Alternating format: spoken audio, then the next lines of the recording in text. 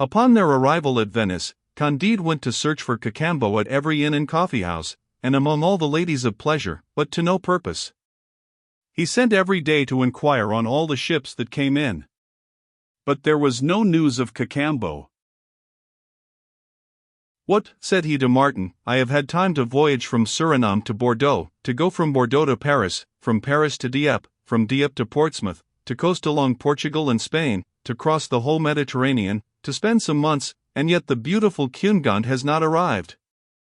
Instead of her I have only met a Parisian wench and a Perigordian abbé. Cunegond is dead without doubt, and there is nothing for me but to die. Alas! How much better it would have been for me to have remained in the paradise of El Dorado than to come back to this cursed Europe. You are in the right, my dear Martin, all is misery and illusion." He fell into a deep melancholy, and neither went to see the opera, nor any of the other diversions of the carnival. Nay, he was proof against the temptations of all the ladies.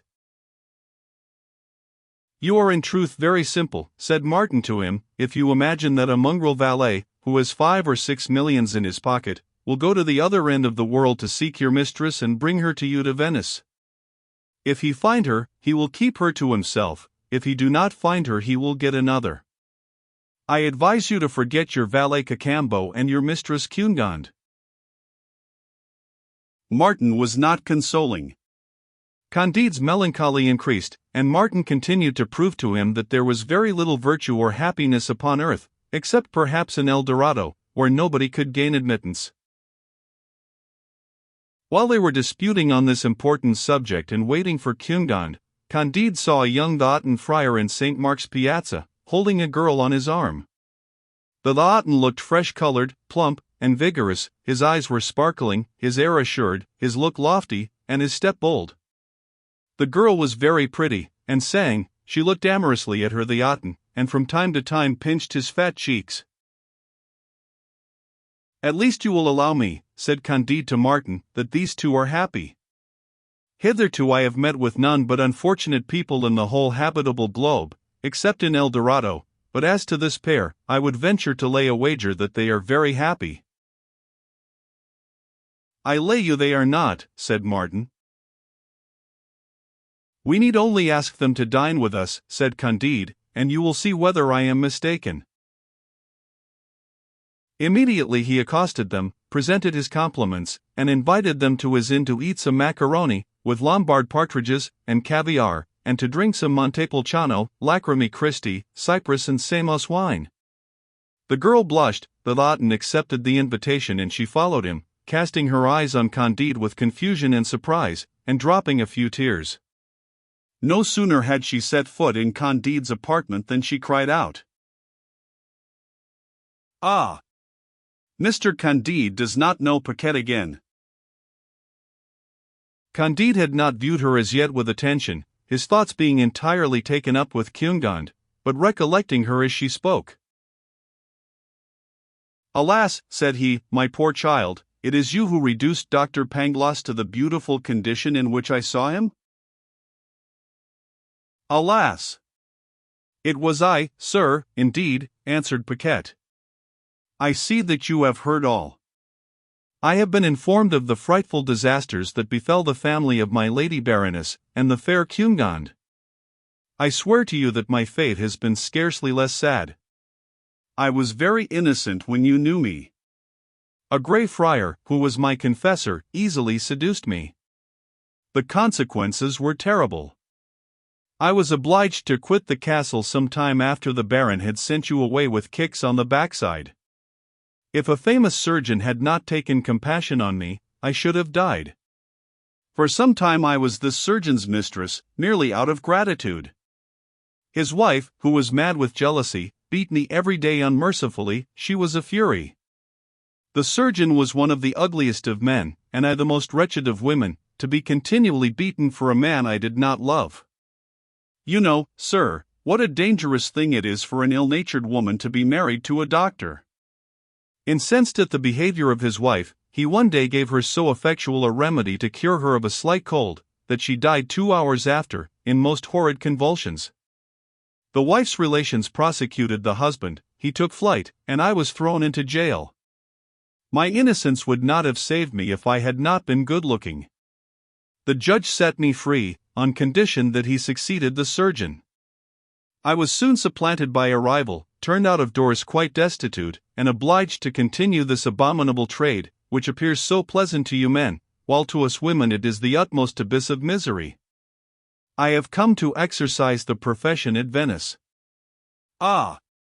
Sir, if you could only imagine what it is to be obliged to caress indifferently an old merchant, a lawyer, a monk, a gondolier, an abbé, to be exposed to abuse and insults, to be often reduced to borrowing a petticoat, only to go and have it raised by a disagreeable man, to be robbed by one of what one has earned from another, to be subject to the extortions of the officers of justice, and to have in prospect only a frightful old age, a hospital, and a dunghill, you would conclude that I am one of the most unhappy creatures in the world.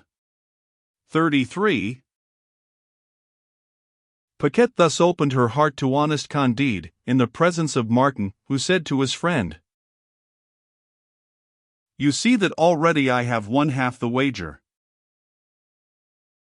Friar Giroflée stayed in the dining room, and drank a glass or two of wine while he was waiting for dinner. "But," said Candide to Paquette, "you looked so gay and content when I met you, you sang and you behaved so lovingly to the Laocoon, that you seemed to me as happy as you pretend to be now the reverse." "Ah! Sir," answered Paquette, "this is one of the miseries of the trade. Yesterday I was robbed and beaten by an officer, yet today I must put on good humor to please a friar." Candide wanted no more convincing, he owned that Martin was in the right. They sat down to table with Paquette and the Laocoon. The repast was entertaining, and towards the end they conversed with all confidence.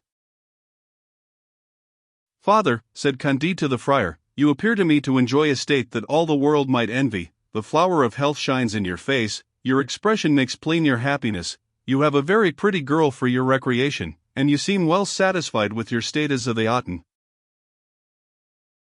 "My faith, sir," said Friar Giroflée, "I wish that all the Theatins were at the bottom of the sea. I have been tempted 100 times to set fire to the convent, and go and become a Turk. My parents forced me at the age of 15 to put on this detestable habit, to increase the fortune of a cursed elder brother, whom God confound. Jealousy, discord, and fury dwell in the convent. It is true I have preached a few bad sermons that have brought me in a little money, of which the prior stole half, while the rest serves to maintain my girls, but when I return at night to the monastery, I am ready to dash my head against the walls of the dormitory, and all my fellows are in the same case." Martin turned towards Candide with his usual coolness. "Well," said he, "have I not won the whole wager?" Candide gave 2,000 piastres to Paquette, and 1,000 to Friar Giroflée. "I'll answer for it," said he, "that with this they will be happy." "I do not believe it at all," said Martin. "You will, perhaps, with these piastres only render them the more unhappy." "Let that be as it may," said Candide, "but one thing consoles me. I see that we often meet with those whom we expected never to see more, so that, perhaps, as I have found my red sheep in Paquette, it may well be that I shall also find Candide." "I wish," said Martin, "she may one day make you very happy, but I doubt it very much." "You are very hard of belief," said Candide. "I have lived," said Martin. "You see those gondoliers," said Candide, "are they not perpetually singing?" "You do not see them," said Martin, "at home with their wives and brats. The Doge has his troubles, the gondoliers have theirs. It is true that, all things considered, the life of a gondolier is preferable to that of a Doge, but I believe the difference to be so trifling that it is not worth the trouble of examining." "People talk," said Candide, "of the Senator Pococurante, who lives in that fine palace on the Brenta, where he entertains foreigners in the politest manner. They pretend that this man has never felt any uneasiness." "I should be glad to see such a rarity," said Martin. Candide immediately sent to ask the Lord Pococurante permission to wait upon him the next day.